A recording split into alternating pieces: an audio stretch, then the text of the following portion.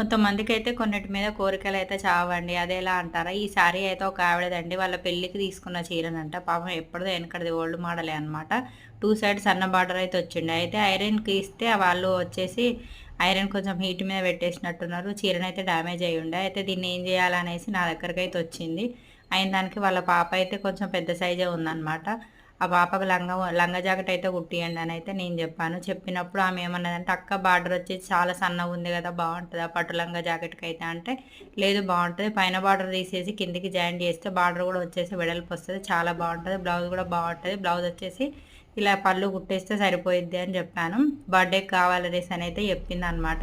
నాకైతే కొన్ని ఇట్లాంటి మనకు గుర్తులైతే ఉంటాయి కదా! దాన్ని తీసే బుద్ధి కాదు. అది ఏం చేయాలనో కూడా తెలియదు.